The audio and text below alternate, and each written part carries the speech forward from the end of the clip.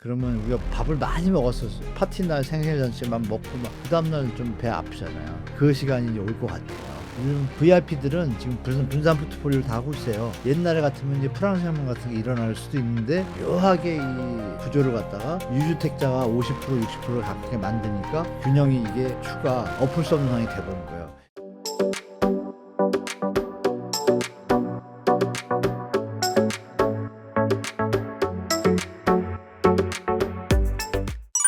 올해 한국에 IMF 버금가는 경제 위기가 올 것이라고 기업의 97%가 답했다고 하는데요. 어떻게 보시나요? 맞는 것 같다고 말씀드리겠습니다. 그 IMF 수준의 지표들이 IMF 때 그 부정적 지표들, 경제 지표들이 여러 가지가 있잖아요. 그 지표들이 IMF 때 수준에 보다 초과한 것들이 되게 많아요, 지금. 뭐 가계 부채도 초과했고 기업 부채도 초과했죠. 여러분들이 들어보시는 좀비 기업 있잖아요. 좀비 기업이라는 게 그러니까 이제 팩트는 IMF보다 더 심한 상태다라는 건 전 100% 동감하고 다만 아마 어려운 위기가 와도 학습 효과가 있잖아요. 있기 때문에 대비를 잘하면 되는데 그게 어떻게 될지는 저도 모르죠. 제가 정부가 아니니까. 정부가 잘해 주길 바랄 뿐인데 그럼에도 충격은 올 수밖에 없겠죠. 어떤 형태로든. 그러면 우리가 밥을 많이 먹었어. 파티날 생일 잔치만 먹고 막 그다음 날 좀 배 아프잖아요. 그 시간이 이제 올 것 같아요. 그래서 학습 효과가 있으니까 다행히 먹을 때 이미 먹을 동안 지났고 이 고칠 때 빨리 병원을 가는 사람도 있고 그냥 집에서 손 들고 있고 돈이 없으면 뭐 기다리는 사람도 있고 여러 가지 다르겠죠. 그래서 입장이 다르지만 분명히 그런 상황 맞는 것 같습니다. 그 좀비 기업 말씀드리는 걸 얘기 드리면 깜짝 놀라실 텐데 우리나라 고용 인구 근로자 중에 자영업자분 빼고요. 고용 근로자 중에 90%에 가까운 분들 수로 고용인 수로 중소기업에 다 근무하세요. 대기업은 한 10% 정도 되거든요. 고용 인구로. 이 90%의 기업 중에 종사하시는 90% 기업 중에 작년 말 기준 2024년도 말 기준 44.8%가 한 해 영업을 해 가지고 빌린 돈이 있을 거 아니에요. 월급도 주고 뭐 하고 그런데 이자를 다 못 내는 거예요. 이걸 이제 우리가 한계 기업이라고 표현합니다. 한계 기업이 5년 사이에 계속 증가하는 거예요. 그래서 정부가 작년에 2번 금리 인하를 하면서 하는 총재가 했던 말에 그 밑에 있습니다. 자영업자의 어려움과 중소기업의 어려움을 지원하고자 금리 인하할 때 그러면서 두 번째 금리 인하할 때는 대놓고 얘기를 합니다. 1.5 처음에는 1.75인데 그걸 1.5로 낮추고 1.5도 저렴하잖아요, 여러분. 1.5이던 금리를 1.25로 낮춘다. 금리 인하 두 번째 할 때 그거 말을 하는 총재가 직접 해요. 1.25로 줄여져야 그나마 문제가 되는 기업 수가 주는 거죠. 최근에 금리 인하가 부동산을 위해서 한 것이 아니라 상태가 심각한 걸 파악하고 지원하는 차원에서 한 겁니다. 살아나길 바라면서. 그런데 트럼프가 또 사고를 쳤잖아요. 개인적으로 많이 안 좋아하는데 그거 친 거에다가 우리나라 또 약간 트럼프 아바타 같은 사람이 또 사고를 쳤잖아요. 그러니까 우리 국민들이나 우리 기업들이 무슨 죄가 있어요, 그죠? 그러나 현실은 벌어졌어요. 그럼 말씀하신 대로 IMF 수준의 다른 경제 지표를 봤을 때 제일 무서운 게 저겁니다. 그 학원들 있잖아요.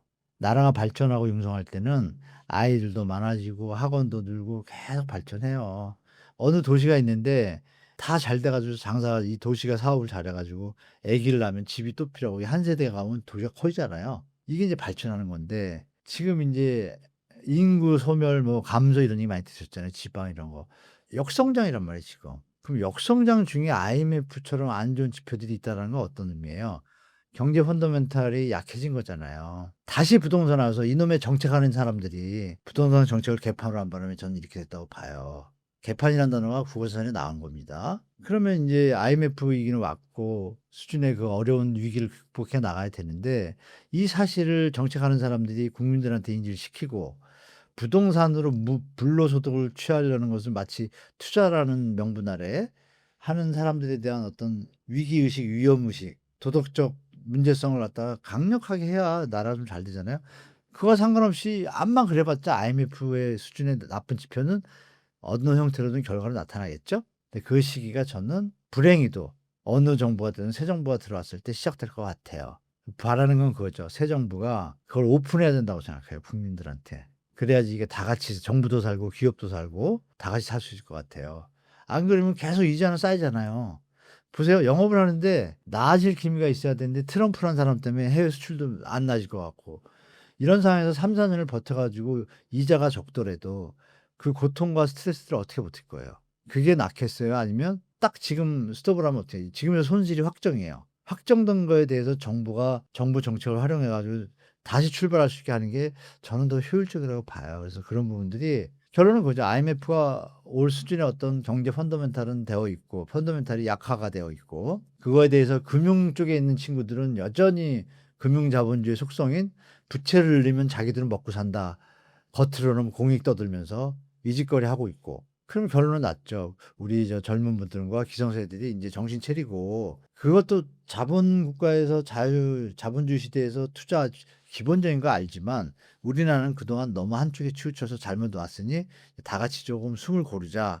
이게 이렇게 가야 될 때가 된 거예요. 그래서 그 신호에 대해서는 저는 100% 인정하고 오더라도 마음의 준비를 하셔야 돼요. 그래서 요즘 VIP들은 지금 분산 포트폴리오를 다 하고 있어요. 우리가 초반에 집을 사야 돼요 말아야 돼요 이 얘기하고 있을 때 그분들은 집을 더 살까요? 자산가들이 지금 집을 더 살까요 여러분? 한번 생각해 보세요. 그러니까 중간에 있는 언론사 이제 시장 친화적인 언론사나 이런 데가 나쁜 거예요. 그러면 안 되죠. 같은 대한민국 사람끼리. 그죠? 뭐 얘기가 여기까지 왔네요 여러분. 여하튼 IMF 수준의 우리 경제 펀더멘탈이 많이 약화되어 있다. 특히 내수가 가라앉으면요 나라가 악순환을 가기 때문에 지금이라도 아까 우리 초반에 예전에 일부에서 말씀드렸던 지분 적립 이런 쓰레기 정책 이런 거 하면 안 돼요. 저는 그렇게 말씀드릴게요. 그래서 슬기롭게 이 시간이 좋은 리더들과 좋은 의견들이 나와서 그동안 마치 자기들이 하는 일이 정당하고 자기들이 표현하는 내용들이 정당한 것처럼 포장하는 그 불로소득하는 인간들에 대해서 나쁘다고는 할 수 없지만 도덕적으로 좋은 쪽이 아니라는 것을 다 같이 얘기를 하면 그분들도 원래 착하니까 다 돌아오면 그때가 대한민국이 서로 얼굴 보면서 짜증 안 내고 지금 무주택자하고 유주택자하고 차별화시키는 게 어느 인간들이 언론사들 아니에요. 왜 그걸 차별을 해요? 지금 20억 짜리 집인데 전세를 13억에 살아요. 근데 어떤 사람은 전세 13억을 낀 집을 사고 자기 돈 5억 들어 가지고 결국은 돈이 5억 밖에 없는 사람이야. 대출 끼고 해 가지고 20억 짜리 샀어요. 누가 부자예요? 전세 13억 든 분이 부자예요. 그분이 갭투기 할 줄 몰라서 그래요? 아닙니다. 정상적인 세상을 생각하고 살아가시는 거예요. 그분들한테 박탈감을 주잖아요. 그 박탈감을 갖다가 그걸 비아냥대는 쓰레기 같은 인성들을 가진 언론들이 있잖아요. 그런 것들이 좀 제거되는 사회가 좀 되면 이런 IMF 신호들도 그것이 가면서 동시에 어떻게 되겠어요? 점점 썩은 물은 버리고 새물로 채워가면서 새로운 또 세상이 될 수 있으니까 우리 옹달 우리 가족 여러분들은 분명히 안티글이 달리겠지만 분명히 말씀드립니다. 사람답게 우리 아름다운 대한민국을 만들기 위해서 IMF도 극복할 수 있지만 고통 시간은 올 것이다. 그러나 그 시간 동안에 우리가 스피커를 좀 내자. 불로소득에 대해서 마치 정당성을 방어하려는 이런 세력들에 대해서 비판하는 어떤 목소리를 좀 높이셔야 됩니다. 그러면은 제가 볼 때 다 같이 IMF 비슷한 이 위기를 잘 극복할 수 있을 거라고 보고 새로운 세상이 열릴 거라고 말씀드리겠습니다. 기사에 따르면 대한민국의 피케티 지수가 10배 상당이며 최근 10년 사이에 급격히 증가하고 있어 심각하다고 하는데요. 피케티 지수가 무엇이며 얼마나 심각한 상태인 걸까요? 대한민국 2023년 말 기준으로 한 10일 정도 나오거든요. 10일이면 사실 그래서 이제 우리나라 IMF, OECD 뭐 이런 VIS 국제결제은행 할 거 없이 전 세계 유력한 공공기관에서 다 경고를 먹은 거예요. 그 피케티 지수가 양극화 지수인데요. 지금 말씀하신 것처럼 부동산 블록홀이 돼서 번 사람은 더 벌고 열심히 노동하고 열심히 산 사람들은 자꾸 멀어져 가지고 이게 양극화가 됐잖아요. 정말 안 좋은 거죠. 결국 사회 문제가 터지고 옛날에 같으면 이제 프랑스 혁명 같은 게 일어날 수도 있는데 묘하게 이 구조를 갖다가 유주택자가 50% 60%를 가깝게 만드니까 균형이 이게 추가 엎을 수 없는 상황이 돼 버린 거예요. 이걸 유지하려는 어떤 흐름이 있죠, 자본주의에. 그러면서 계속 그 40%는 계속 집을 못 사게 하고 뭐랄까요? 약탈당하는 합법적 약탈 뭐 이런 추세가 되는데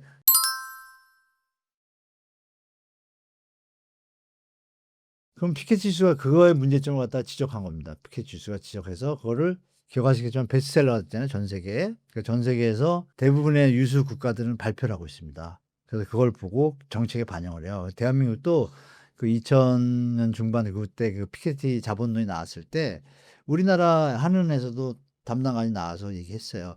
전 세계가 피케 지수 너무 좋고 우리도 발표를 하겠습니다 앞으로. 근데 발표를 안 해요 지금까지. 왜 안 할까요? 못 하는 겁니다. 양극화가 너무 심한 거예요. 말씀드린 것처럼 토지 자산 자본에 대한 부동산 자본에 대한 편중 현상이 너무 심화됐고 있는 자들을 위한 정책으로 계속 가다 보니까 이게 지금 양극화가 너무 심해지니까 어떻게 돼요? 피케티 지수가 그래서 7이나 8 이 때 벌어졌던 사례를 말씀드리면 미국은 한 5과 6일 때 미국 글로벌 터졌고요. 일본은 6.98, 7 정도 터졌고요. 여러분 피그스 사태 아시죠? 포르투갈, 이탈리아 이쪽에 유럽 4개국가 피그스 사태 터졌을 때 그때 이탈리아가 7이에요. 근데 우리나라 지금 11이에요. 근데 버티고 있어요. 그렇죠? 뭐 이렇게 얘기하시면 분명히 여기도 리스크가 존재한다는 걸 아시겠죠? 그래서 지금 대출 이런 거는 좀 줄여야 되는 시기라고 말씀드려요. 피케티 지수 때문에 다 알고 있지만 언론들이 좀 좋은 기자분들이 이걸 좀 얘기해 줬으면 좋겠어요. 이제 더 이상 이런 건 안 된다. 청년들이 지금 희망이 없잖아요. 이게 무슨 자본주의 자유국가를 얘기합니까? 저는 그럴 자격도 없다고 봐요. 그래서 기성세대들이 인간적으로 뭐 영화 그런 거 있잖아요. 마이 무엇다이가 그만큼 드셨으면 됐지. 뭘 또 저거 하겠다고. 그 와중에 3040들 중에서 조금 앞서가지고 갭 투자해가지고 좀 반짝 돈 벌었어요. 그러면 됐지. 뭘 계속 그걸 하려고 탐욕적으로. 제발 이제 사람답게 살았으면 좋겠다는 말씀 다시 드리겠습니다. 환율 방어에 구원투수로 국민연금이 나섰다고 하는데요. 국민연금이 환율 방어에 참여하는 이유와 어떤 식으로 환율을 방어하고 있을까요? 국민연금이 참여한 게 아닙니다. 국민연금은 참여하고 싶지 않아요. 국민연금 여러분 국민연금 건물 가보셨나요? 혹시 시간 되시면 한번 지나가 보세요. 밤에 일 정말 열심히 합니다. 그분들은 제가 보기에 근래 드물게 국민연금 직원분들처럼 국민들을 위해서 일했으면 좋겠다는 생각이 든 적이 없어요. 불이 꺼진 걸 본 적이 없어요. 요즘 대기업 건물 가보면은 강남에 가보면 저 같으면 다 불 꺼져요, 대기업도. 국민연금 직원들이 일해요. 물론 뭐 부서별로 야간에 뭐 환율도 보고 이런 것도 있지만 누가 봐도 일 많이 하는 것처럼 보여요. 그분들이 왜 이렇게 열심히 할까요? 진정한 공무원이라고 생각해요. 국민연금에서 무슨 뭐 횡령 이런 얘기 들어보셨나요? 못 들어보셨잖아요.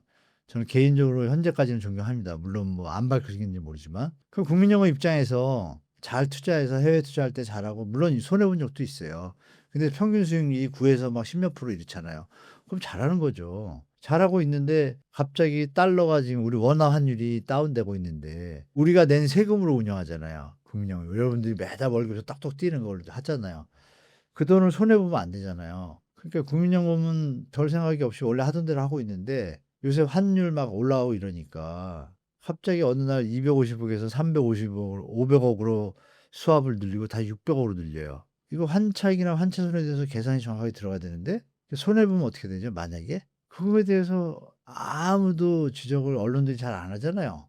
그 이익을 보면 천만다행이죠. 그럼 이익을 볼 것 같으면 하느니 시키지 않아도 기재부가 떠들지 않아도 국민연금이 먼저 제안했겠죠. 제가 말씀드린 것처럼 국민연금 공무원분들은 진짜 국민을 위해서 일합니다. 그럼 먼저 제안했겠죠. 벌 것 같으면 그죠? 이건 거꾸로잖아요. 거기까지 말씀드리면 이해되실까요? 그 돈도 우리 돈입니다. 만약에 손실이 났다. 국민연금 손실이 나는 거예요. 그분들이 그걸 적극적으로 하려고 그랬겠어요? 우리 환율이 막 다운되는 상황에서? 물론 환율 수합에 대해서 통화 베이스를 맞추는 건 있는데 그래도 피곤하잖아요. 그 알아서 두면 국민연금이 볼 때 한국 돈이 쓸만하다 그러면 살 거 아니에요. 그죠? 그걸 왜 인위적으로 다시 한 번 말씀드리면 대한민국은 정치하고 금융하는 인간들이 자꾸 망가뜨리고 있어서 우리 독자 여러분과 함께 감시 들어가야 됩니다. 그래서 국민연금 지켜야 되고 그죠? 지켜야 되죠. 나라가 망해도 국민연금 지켜야죠. 그래야지 나라를 또 세울 수도 있잖아요. 저는 그렇게 생각하니까 한국은행이나 기재부 모피아 분들께서 너무 뻔뻔한 것 같아요. 국민들이 다 알고 있는데 그냥 쌩까요. 좀 그러지 않았으면 좋겠다. 그래서 이 얘기는 결론 푸는 건 우리 옹달 가족을 포함해서 모든 유튜브 가족의 젊은 분들이 자꾸 이제 소리를 내고 비판을 하면 아시잖아요. 여론이 얼마나 무서운지. 그런 걸 형성해 나가면 다시 좋은 정치와 금융정책을 하시는 분들을 바뀔 거예요. 그렇게 했으면 좋겠습니다. 예. 끝으로 웅달책방 시청자분들께 한 말씀 해주신다면요? 네. 우리 옹달 식구 여러분, 이 또한 지나가리라 이런 말 있잖아요. 이 또한 지나갈 것 같습니다. 지나가고 요즘 파도가 많이 치잖아요. 갑자기 뭐 트럼프도 시끄럽게 하고 또 우리나라에 계신 분도 시끄럽게 하고. 근데 여러분은 열심히 여러분의 일자리에서 본인과 가족과 국가를 위해서 잘 살고 계시잖아요. 근데 파도가 치고 있잖아요. 근데 또 어느 양반이 갑자기 또 쓸데없는 토직을 해 가지고 또 이상한 파도가 옆에 있어 가지고 머리가 아팠는데 중요한 건 그겁니다. 파도가 칠 때 배를 띄우는 게 낫겠어요, 여러분? 아니면 좀 잔잔해지게 띄우는 게 나을까요? 이 파도가 잔잔하게 하는 거를 정치인들이 좀 잘해 줬으면 좋겠고, 여러분은 여러분 자리에서 현재 나와 있는 정부의 정책, 자금 대출이라든지 3기 신도시라든지 이런 것만 보시고 시당에 휘둘릴 사항은 아니다라는 거 다시 말씀드리는데, 중요한 건 이건희 돌아가셨잖아요. 그분 돈 못 쓰고 돌아갔잖아요. 그죠? 건강이 없으면 아무것도 없습니다, 여러분. 다시 한 번 말씀드리지만 건강하시면서 제가 드린 말씀대로 이 또한 지나가리라 잘 슬기롭게 지내시기를 기원 드리겠습니다. 감사합니다.